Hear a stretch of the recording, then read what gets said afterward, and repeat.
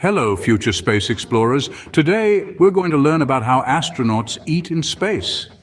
In space, there's no gravity, so eating can be tricky. Our food needs to be packed in special containers to keep it from floating away. We use things like squeeze tubes, sealed pouches, and thermostabilized packets. It's a bit like camping food.